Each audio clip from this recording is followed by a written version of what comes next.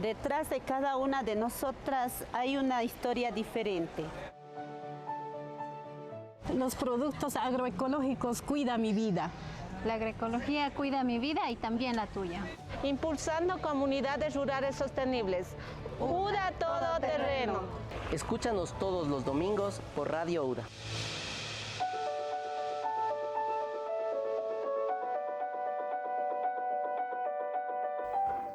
Bienvenidos y bienvenidas a un episodio más de UDA Todoterreno. Este es un podcast donde conocemos cómo la educación técnica y tecnológica transforma las vidas de personas, pero también de comunidades. En este momento en realidad estoy muy contento y emocionado porque estamos con la profesora de la Universidad de Salamanca, Araceli Mateos. Es directora del máster en política, pero además dirige una revista, América Latina Hoy, es una revista científica de la misma universidad y tiene una larga experiencia y una larga trayectoria haciendo investigación para América Latina. Qué gusto tenerte, querida Araceli, muchísimas gracias por aceptar esta invitación. Gracias a vosotros por invitarme y por pensar que puede ser interesante para todos los que nos vean. Bueno, UDA Todoterreno es un podcast donde intentamos ir contando todo lo que se va tejiendo alrededor de la Universidad de la SUAY, que la Universidad de la SUAY siempre está buscando la forma de tejer puentes. Nuestras autoridades dicen que la Universidad de la SUAY está a la altura del mundo, porque siempre tenemos como esta visión de qué es lo que está pasando en el contexto mundial en temas económicos, políticos, sociales, pero siempre con los pies en la tierra, es decir, mirando con mucha profundidad cuál es lo que nos mueve, cuáles son los desafíos del territorio. Y esto implica pues que podamos ir conjugando lo global con lo local también. Y eso implica incluso que podamos nosotros descubrir cuál es la chispa que cada persona tiene, pensando en los contextos, pero también de manera local.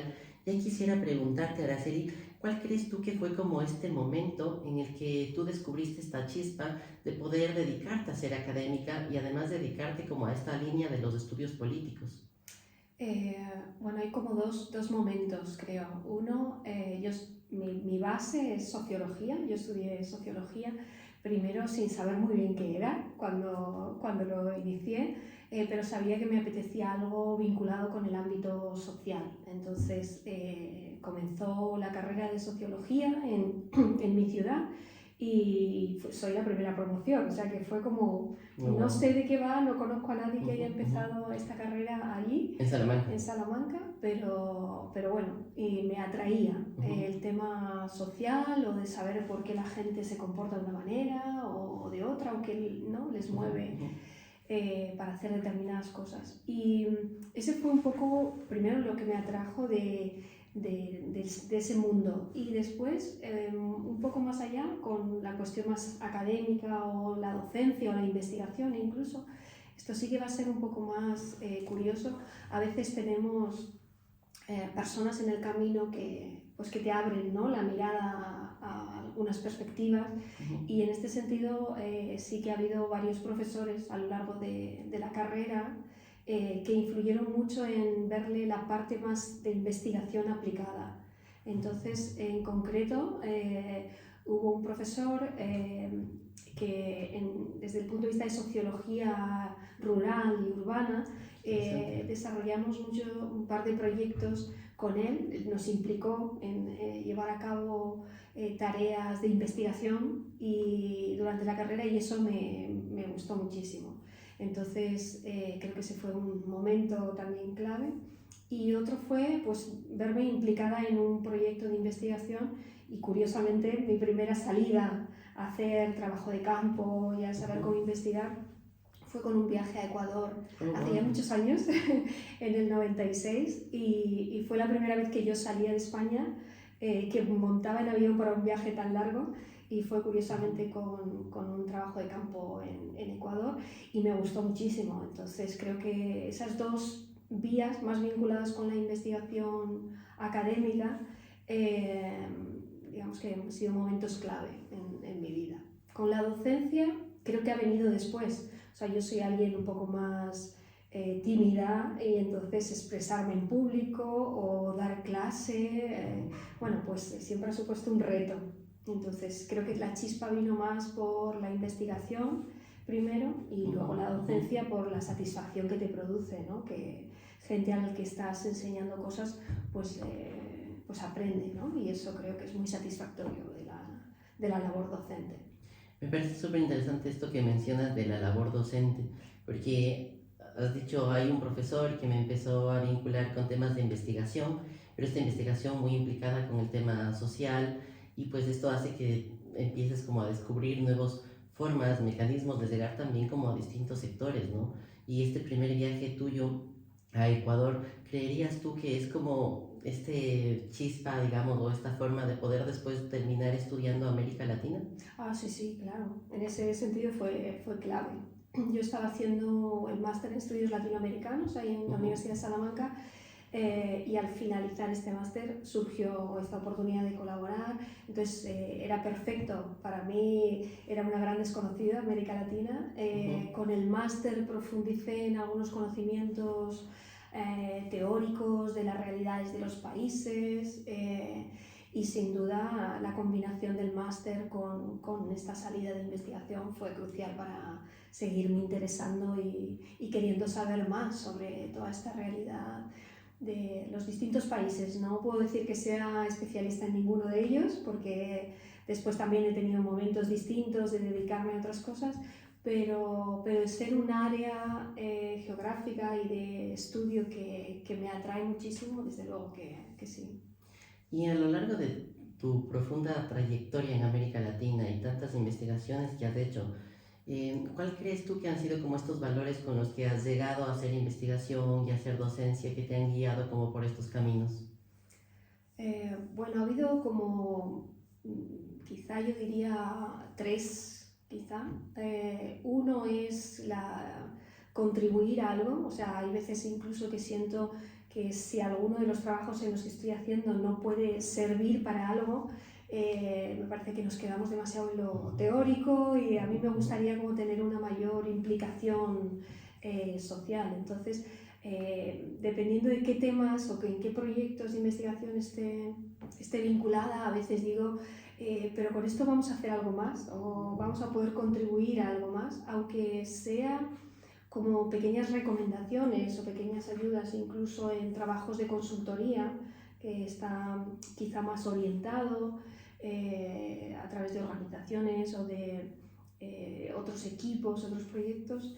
Digamos que hay un valor humano y un valor social y de contribución que me parece importante. Poder dar, ¿no? Esa generosidad o ese humanismo o poder trasladar cosas o de contribución que pueda ayudar. Entonces hay veces que quisiera ser médico o enfermero o ingeniero, ¿no? Porque hay veces que me parece que son áreas que pueden ayudar o contribuir mucho más al desarrollo, ¿no? O a lograr una mayor igualdad.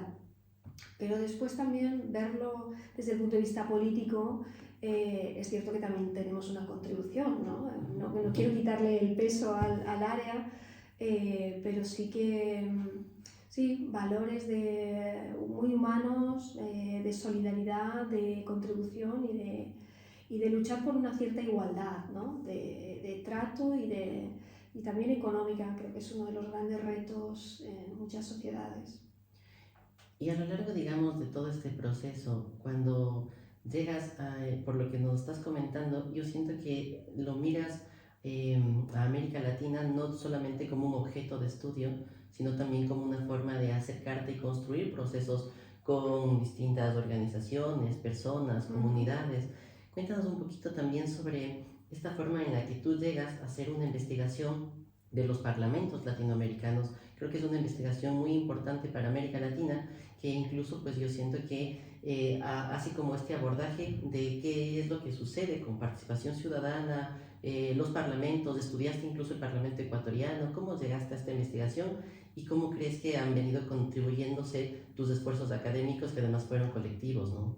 Sí, es un proyecto colectivo y de mucho tiempo, de largo recorrido, porque es un proyecto que comenzó en finales de los años 90 y también con unas realidades en los distintos países que han ido sufriendo muchas variaciones, ¿no? Entonces, Este proyecto lo que permite es, bueno, en ese momento, sobre todo en sus inicios, permitió aproximarnos a unas élites, a unos ámbitos y grupos sociales que hasta ese momento no habían sido investigados, que sí habían sido investigados, pero no de forma directa, con sus respuestas a un cuestionario muy amplio de preguntas y comparando puntos de vista dentro de un mismo parlamento. Entonces hay cosas desde personales, de trayectoria vital de estos parlamentarios, y otra que tiene que ver mucho con cómo son las decisiones al interior de los partidos, o cómo uno se postula para ser candidato, o cómo consigues negociar o dialogar con otros partidos o con otros representantes al interior del Parlamento, ¿no? Cómo se llegan a acuerdos en ocasiones. Es como la intrapolítica, ¿no? Es tratar de investigar un poco más.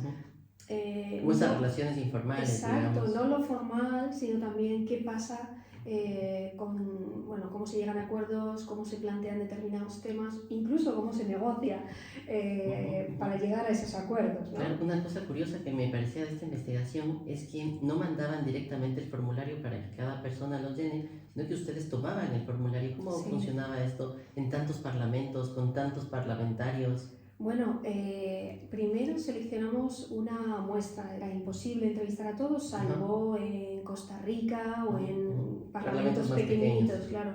Pero imagina México o otros que tienen un tamaño muy grande. Entonces siempre vamos con una muestra por partido político. Es decir, que al menos todas las voces que están presentes en el Parlamento tienen que estar también en esa encuesta. Entonces, aunque sean grupos muy pequeños o tengan uno o dos parlamentarios, ellos van a un grupo que llamamos mixto para no ser identificados posteriormente, porque garantizamos también anonimato en las respuestas, pero la idea es que todas las voces o todos los partidos estén presentes en esa muestra. Entonces hay después la garantía de que el trabajo de campo lo hacemos nosotros, por dos razones. Una, porque siempre que hay alguien o un entrevistador del propio país, incentiva cierto recelo a qué querrá esta persona que es de aquí, que quiere saber de mí, ¿no? Entonces, la experiencia en investigación de este tipo de élites aconseja que sean personas ajenas al contexto. Entonces, siempre que podíamos, miembros del equipo viajaban, y hemos estado viajando cada vez que se renueva un parlamento para hacer estas entrevistas. Implica mucho esfuerzo y mucho tiempo, porque sus agendas también son muy apretadas, el cuestionario y lo que queremos saber es mucho, entonces hay muchas preguntas y se necesita tiempo y tranquilidad, pero la idea es lograr que también haya no es que estoy contestando una cosa online, sino que hay una persona que viene, que está interesada. Claro, porque además a veces no lo hacen cuando es online directamente ellos, no lo hacen algún ellos, asesor, claro. algún asistente. En este caso es confirmar que es la persona la que nos está dando la respuesta. Y hay otras cosas que te explican además de la respuesta a ese cuestionario. Entonces hay veces que la respuesta es una y después te la explican. Incluso la parte gestual, supongo yo que toman mucho en cuenta ustedes. Sí. Ahora, ¿cuáles crees que han sido los hallazgos más interesantes después de años de hacer esta investigación y seguimiento y la evolución? ¿Crees que con los contextos de las crisis actuales estamos más hacia modelos mucho más alternativos, más pensado en la participación ciudadana, en la gente, o que ha disminuido este tipo de temas? Depende de cada país. O sea, creo que no se podría sacar una opinión general para toda América Latina. Hay algunos hallazgos muy interesantes viendo todo este proceso longitudinal o histórico, ¿no? Porque en los primeros años se insistía mucho, ya no solo por las preguntas que hacíamos, sino por el modelo de democracia o el tipo de democracia, lo que había detrás de lo que se esperaba de democracia, y después cómo eso ha ido pasando a los básicos de democracia, y ahora estamos en cuáles son los riesgos de esa democracia, o sea, por qué aspectos están viéndose como más erosionados. O sea, en un primer momento del proyecto que estaban saliendo estos países de procesos de transición o nuevas olas de democratización, la relevancia de qué elementos básicos son cruciales para la democracia, asegurar que estos tenían que ser los principales elementos. Después ha habido como un momento en el que, como todo eso estaba más asentado, eran otras cosas. Ahí, en estos elementos que tú comentabas, más participativos, más deliberativos, o qué elementos pueden hacer un mejor funcionamiento de otras instituciones, cuál es la relación entre los poderes ejecutivo y legislativo, más digamos de la propia dinámica de funcionamiento. Y ahora se está viendo un poco más cuáles son los elementos que desde dentro se están viendo como riesgos o aspectos que erosionan esa democracia que hace años se estaba viendo como necesidad de garantía, ¿no? Y ahora cuáles son los posibles límites o incluso el papel de los partidos políticos. Fíjate que es una encuesta a miembros de partidos, porque casi todos ellos tienen que presentarse con partidos, pero también se es crítico con el funcionamiento interno de los partidos. Entonces, esta visión de cómo funcionan, de hasta qué punto son imprescindibles o no para la democracia, pues es una parte muy interesante. Es muy interesante porque además algunos congresistas, asambleístas, parlamentarios llegan por un partido, pero en medio del camino cambian. ¿Cómo ven esta dinámica de los cambios, por ejemplo, de partidos? ¿Y podrías decirnos quizás en qué país de los que ustedes estudiaron esta dinámica hay como estos partidos más sólidos, digamos, una fortaleza de partido político como estructura? Porque muchas veces en América Latina se habla que los partidos políticos son vehículos electorales y que muchos de los asambleístas o que llegan también a la presidencia alquilaron, entre comillas, el partido político para llegar, pero no hay una estructura, no hay formación de cuadros, generalmente no tienen mayor representatividad en el espacio social o popular. Entonces, ¿cómo has visto ya con los resultados de estos temas? Bueno, hay varias cosas. Una, por ejemplo, Brasil, que es como el prototipo de país en el que el transfugismo es casi la bandera, ¿no? de la mayoría de los diputados, porque es tremendo, o sea, es acabar de ser elegido y casi cuando se asume el cargo de diputado ya está cambiando o está siendo independiente. Entonces es como el ejemplo de más difícil incluso para nosotros, porque hacer estas encuestas representativas de por partido político, pues algunos de los que fueron elegidos por un partido ya no te sirven porque ahora se han cambiado. Entonces, ¿cómo se está viendo el transfugismo? También preguntamos sobre esto a los propios diputados. Entonces, ¿qué consideran ellos que debería hacer el partido político si alguien decide no seguir los lineamientos, por ejemplo, del partido? ¿Debería echarlo? ¿Debería mantenerle, ¿no? Y tener cierta libertad de voto sin seguir la disciplina del partido? Todas estas preguntas son muy interesantes y son con respuestas distintas en función de cada país. Sobre todo me preguntabas por los partidos políticos y sus estructuras un poco más débiles. Hay un poco de todo, o sea, hay mucha variedad, pero no solo por los partidos que estén más o menos institucionalizados en distintos países, o las divisiones y el surgimiento de nuevos partidos a partir de los viejos o otros nuevos, sino también muy vinculado con cómo son los liderazgos al interior de esos partidos. Es decir, dentro de los elementos, tú mencionabas estructura, vínculos con los votantes, pero también hay un papel muy importante en América Latina o en los partidos de América Latina, que es el liderazgo al interior de los partidos. Y si ese liderazgo es estable o tiene excesivo poder, o hay una cúpula dentro de ese partido, o es unipersonal. O sea, eso sí que son elementos que permiten diferenciar modelos de partidos que garantizan una mayor presencia o un mayor éxito a lo largo del tiempo. ¿Y en la coyuntura actual crees que los partidos políticos, incluso el tema de las ideologías, sigue vigente? Porque claro, hay como una ola súper fuerte de que los partidos políticos son casi cascarones ideológicos y que las ideologías, incluso izquierdas, derechas, ya no tienen como cierta vigencia, sobre todo para los sectores más jóvenes, ¿no? Que no hay como una fuerte militancia política en partidos o en movimientos a veces, pero sí hay mucha participación en consignas sociales, que los derechos de las mujeres, el tema del ambiente y demás. ¿No crees que ha habido como esta transición, digamos, como de la estructura política partidaria hacia un poco el movimiento social y ahora como estas luchas sin partidos políticos o sin movimientos claros, sino más por consignas, digamos? O sea, creo que el tema ideológico está presente, aunque no, digamos, los calificativos izquierda y derecha sean más flexibles.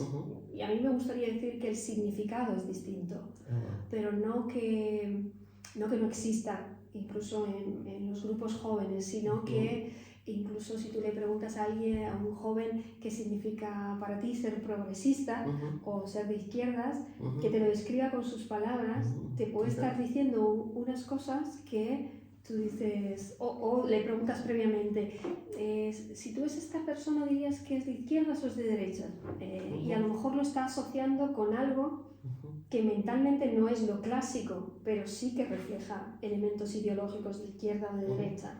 Entonces, tú mencionabas ecologismo o cosas de género o más participación social. No creo que sean cosas tan distintas a lo que existía antes, sino que ahora mismo las vías de información fundamentalmente o de cómo participar o cómo implicarse son distintas, o sea, son más variadas y más plurales. Antes creo que los propios partidos o las organizaciones tenían muy delimitados sus espacios y sus miembros. Hoy en día las personas que pueden participar imagínate en algo que sea incluso una recaudación o un apoyo, pueden ser muy plurales porque tienen vías para firmar algo online participar de una manera en una carrera, en una movilización. Creo que los mecanismos son distintos. ¿Y crees que las redes sociales y todo lo que tiene que ver incluso ahora con los medios de comunicación digital han ayudado a que haya más participación ciudadana? ¿O crees que más bien esto ha disminuido la participación ciudadana frente a estos temas claves?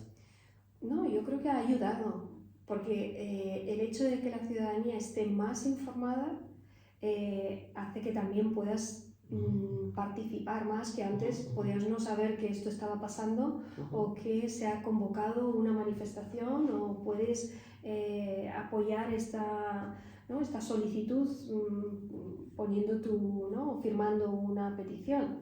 Entonces creo que hay más información con las redes y las redes facilitan también un mal uso de las redes, quiero decir que tienes las dos vías.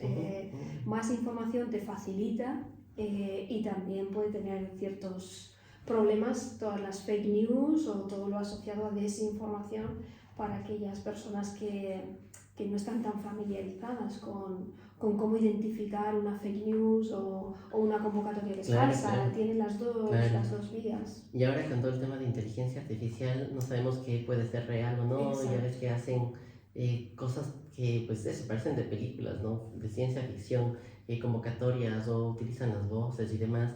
Ahora, la Universidad de Salamanca ha sido como histórica, ¿no? Y un bastión, una vanguardia del pensamiento crítico, las ciencias sociales, las humanidades.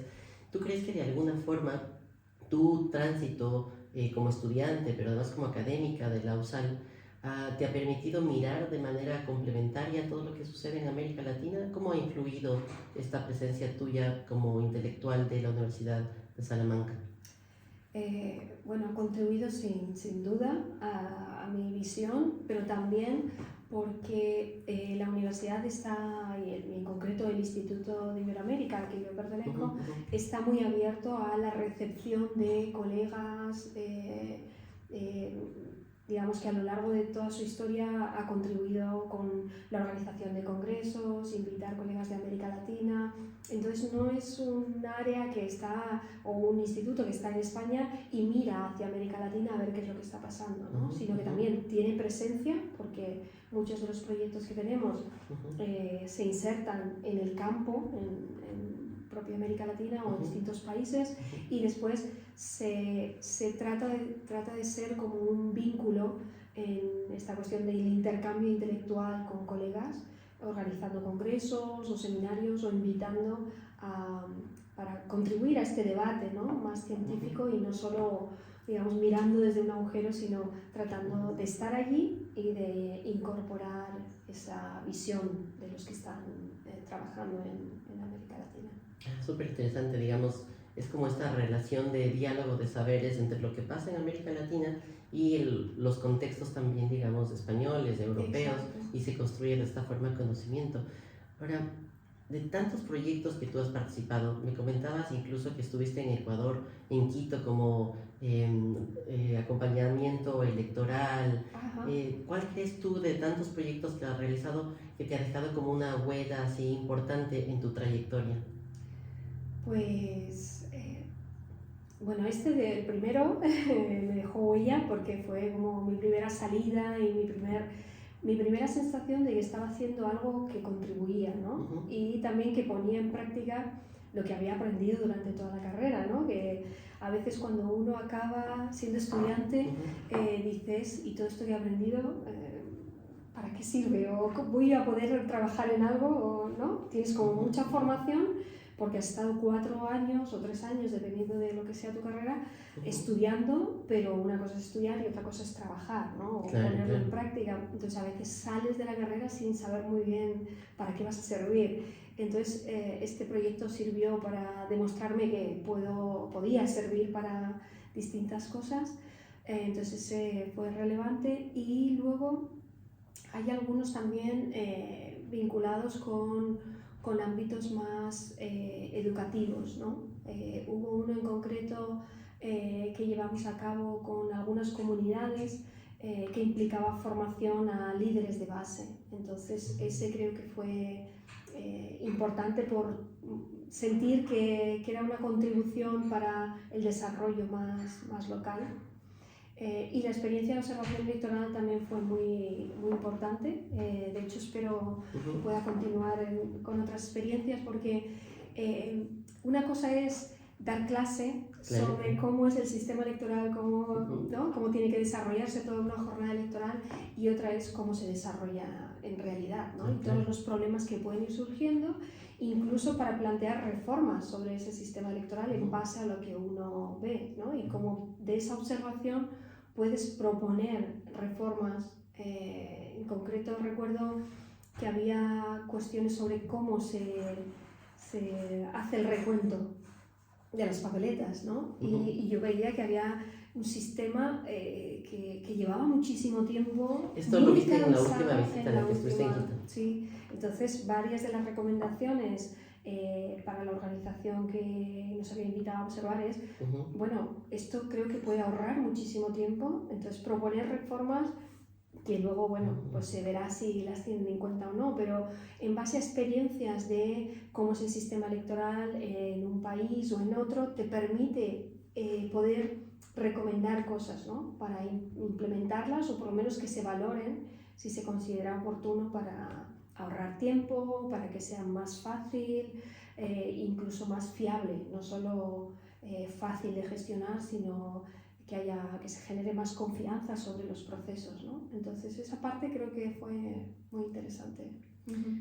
Luego no sé si se han tenido en cuenta, pero por lo menos es como cuando uno hace sugerencias, ¿no? Bueno, queda sentado, digamos, como comentarios que pueden construir procesos que después puedan ir mejorando, ¿no? Quedamos siempre como en esta búsqueda de mejora constante.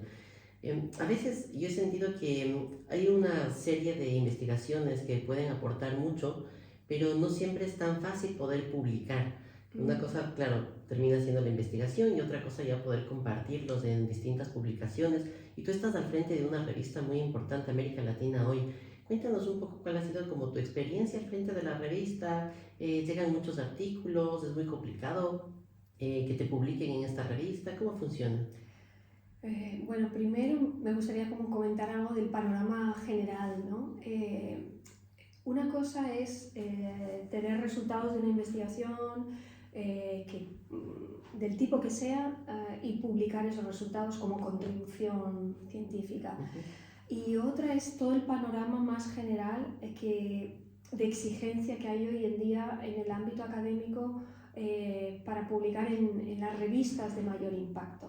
Es decir, hay todo un ranking, JCRs, Scopus, o sea, hay muchísimos índices de categorías de revistas que está bien porque, bueno, se supone que son más exigentes, que se espera que se han cumplido con unos requisitos, que las evaluaciones son muy exhaustivas, pero en ocasiones hay revistas que son muy buenas, que no están ahí simplemente porque hay algunos criterios que por el propio funcionamiento de una institución o de un organismo hace que eso sea mucho más difícil de llegar a alcanzar, ¿no?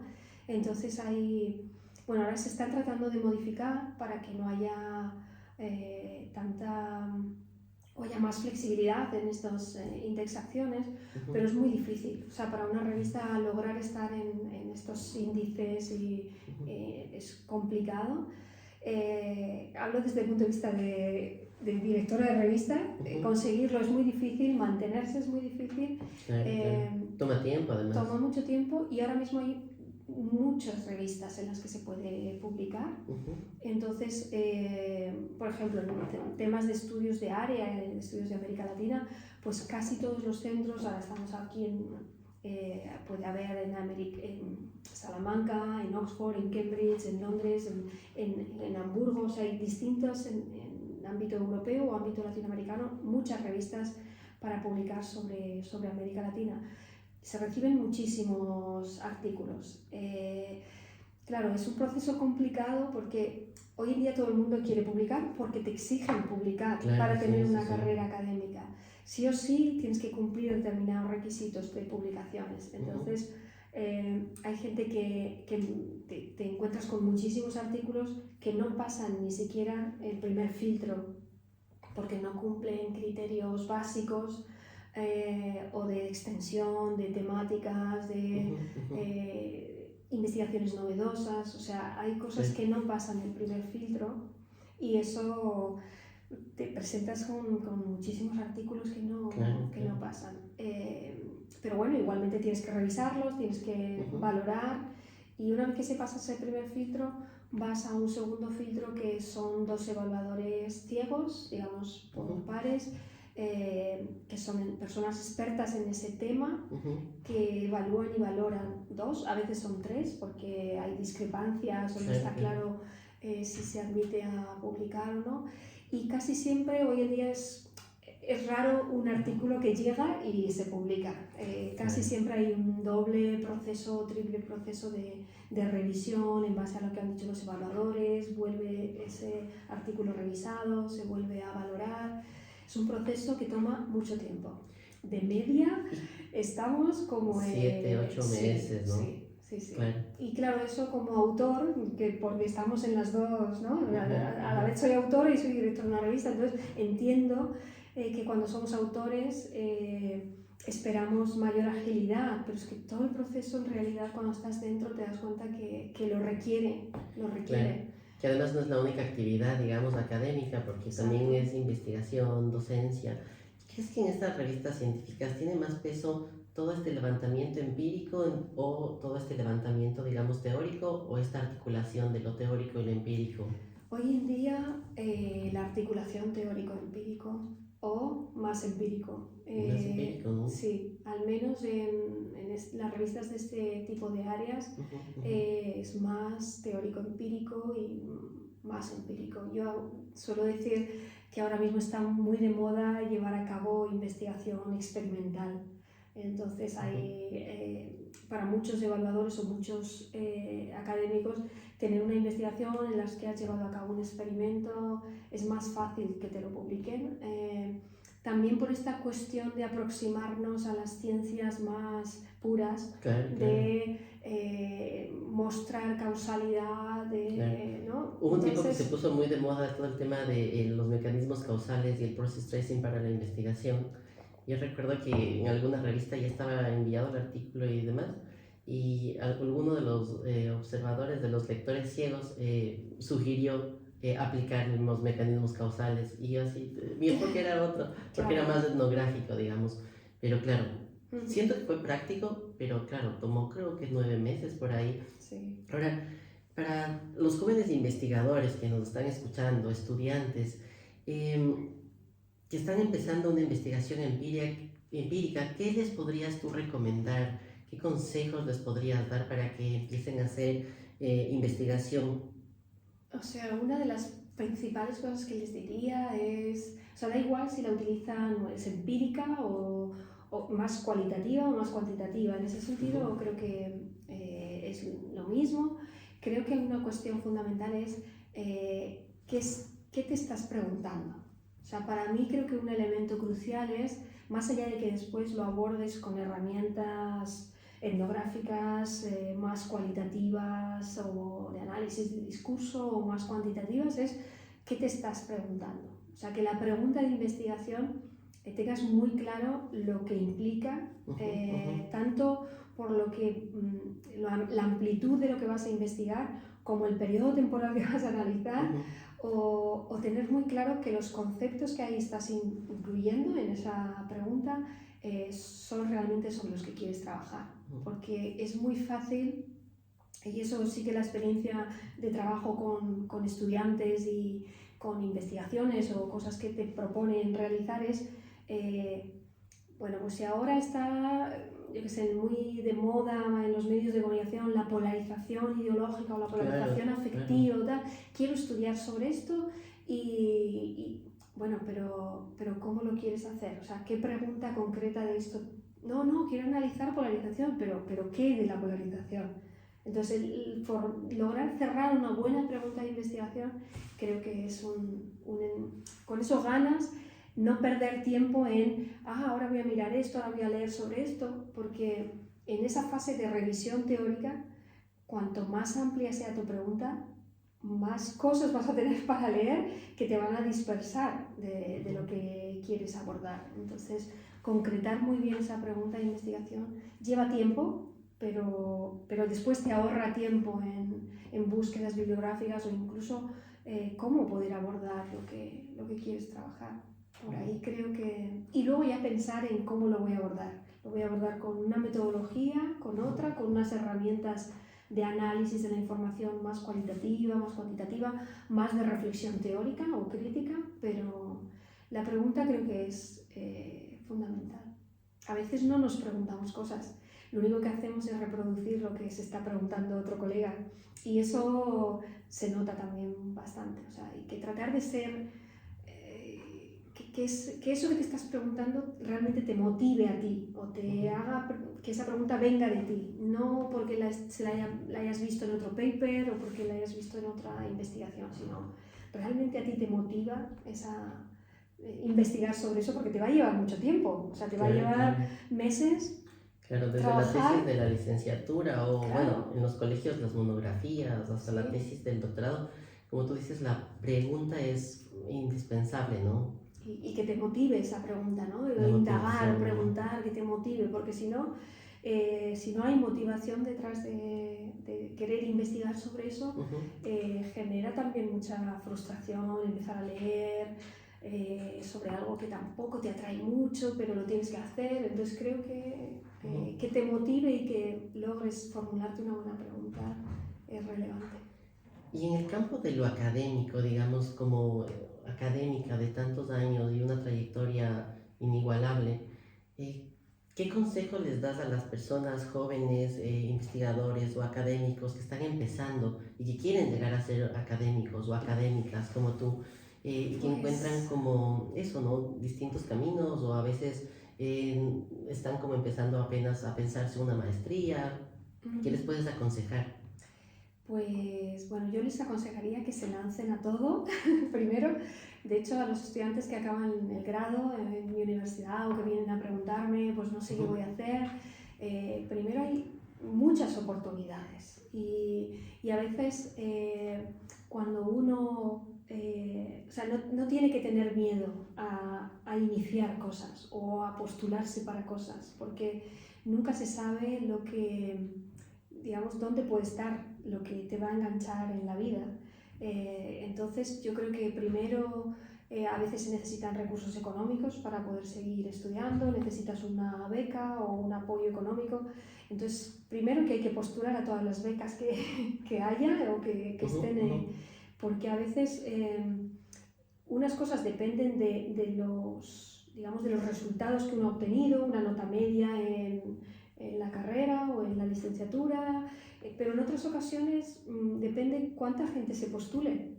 Entonces tú nunca sabes cuáles van a ser todas tus posibilidades. En ese sentido creo que hay que ser abierto a postular a un montón de cosas, porque unas veces es uno el que decide y otras veces deciden por ti. Entonces cuantas más vías abiertas uno tenga, mejor. No hay que tener miedo a iniciar cosas que pueden parecer como un gran reto. Creo que a veces te sientes luego mucho más orgulloso si has logrado algo que te supuso un mayor reto. Y la otra es sentirse a gusto. O sea, creo que es muy importante el ámbito en el que uno está llevando a cabo cosas, ¿no? Entonces, tanto los compañeros como el espacio, y no tener miedo también a salir, como hoy se llama, esta zona de confort, ¿no?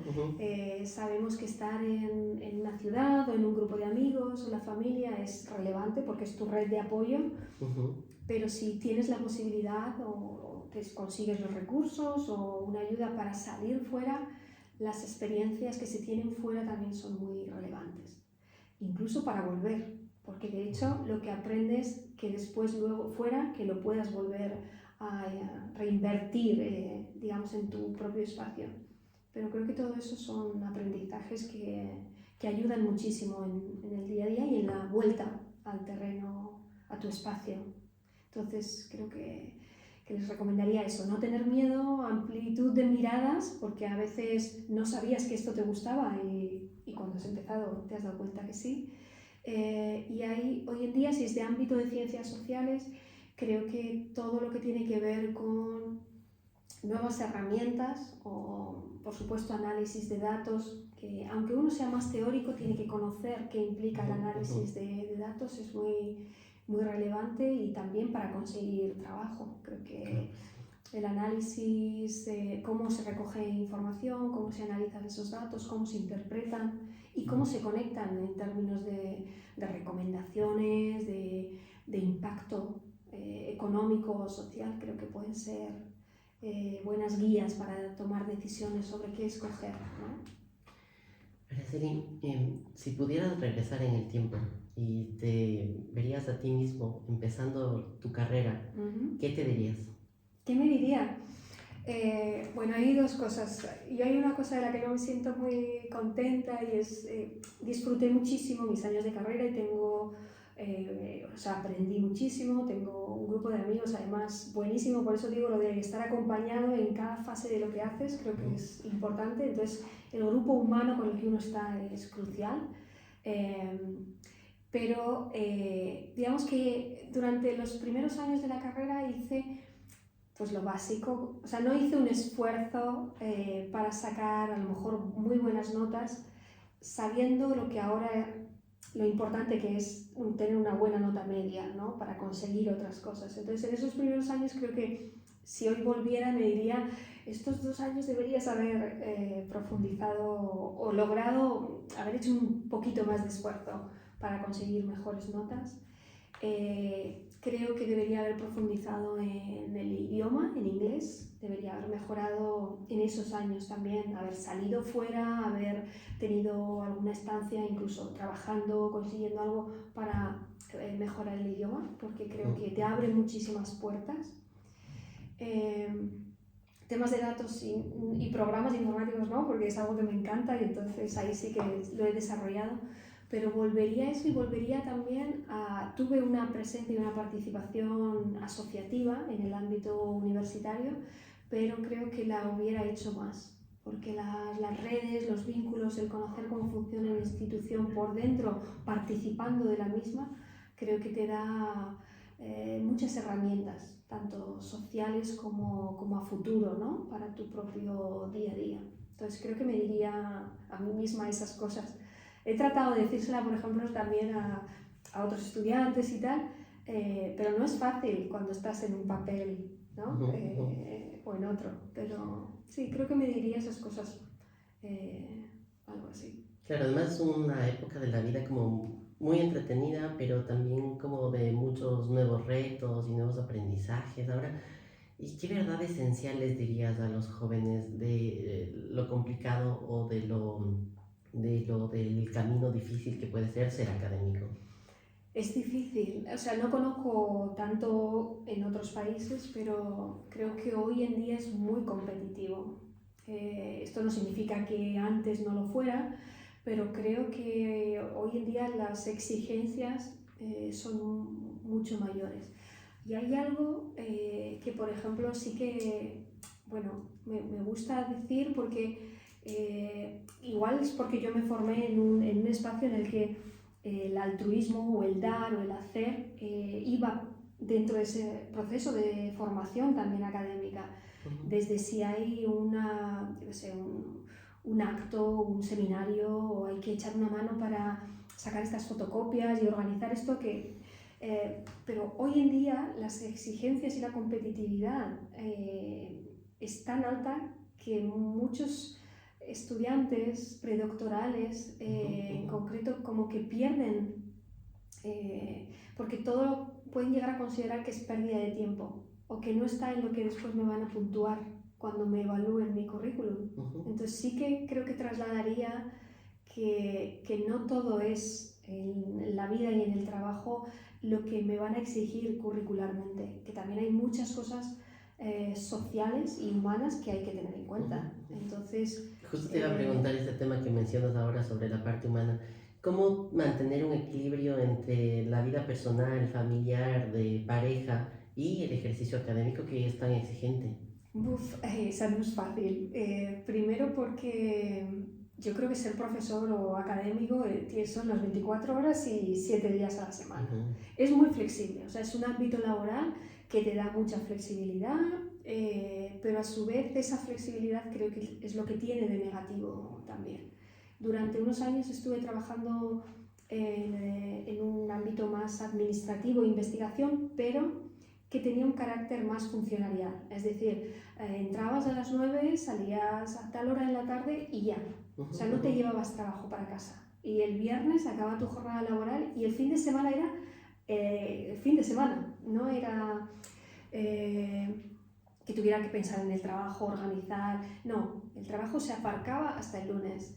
Y ahora que he vuelto al ámbito universitario, me dije a mí misma que iba a tratar de no volver a caer en no tengo fines de semana, esto lo hago por la noche, ya corrijo prácticas por la noche y sigo haciéndolo. O sea, solo lo logré unos primeros meses que dije, no, si es mi jornada laboral, la jornada laboral es de lunes a viernes, sábado y domingo, no hago nada académico.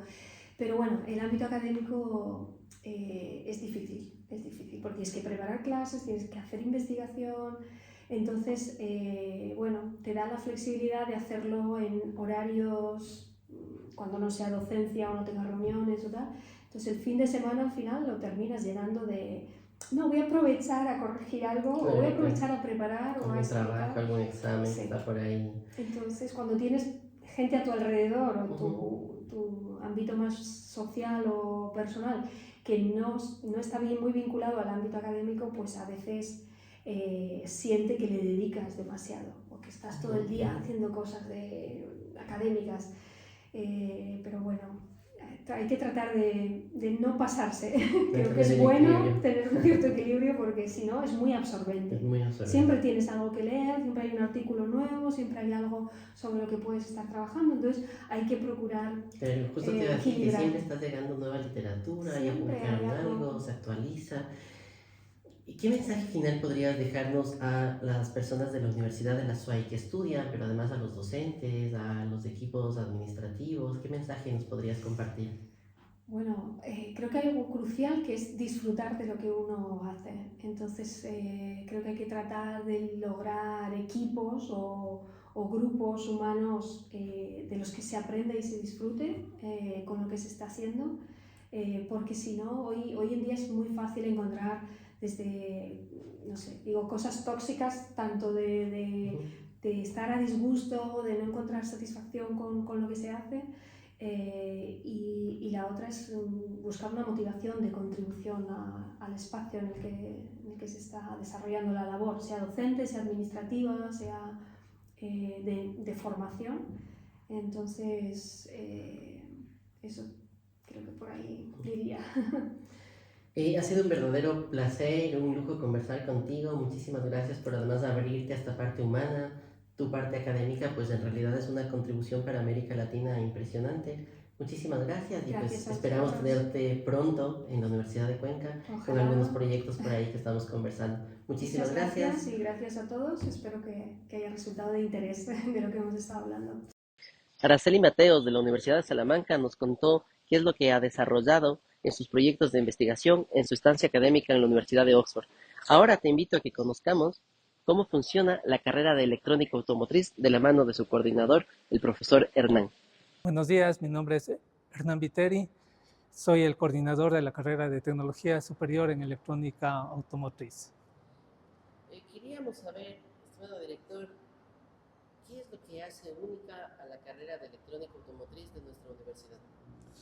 Bueno, una de las características más importantes de la carrera de Tecnología Superior en Electrónica Automotriz es que forma profesionales capaces de reparar y diagnosticar sistemas mecánicos, eléctricos y electrónicos de los vehículos, adaptándose al mundo automotriz a nivel mundial.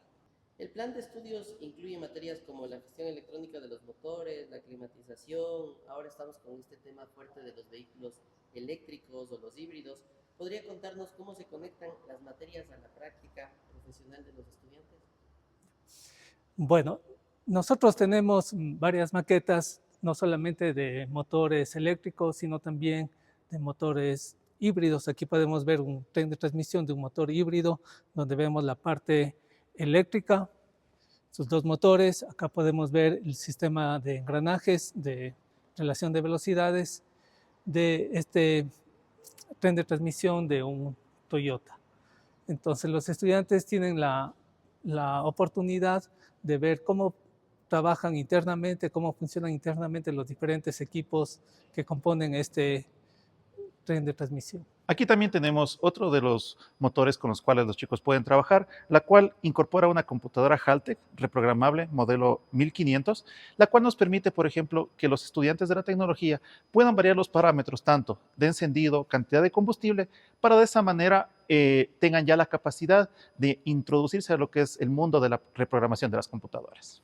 Aquí tenemos un vehículo eléctrico realizado en la Universidad de la SUAY, diseñado y construido por estudiantes y profesores de la carrera de Tecnología e Ingeniería Automotriz. Este vehículo es eléctrico y tiene componentes estructurales de acero, fibra de carbono para aligerar el peso.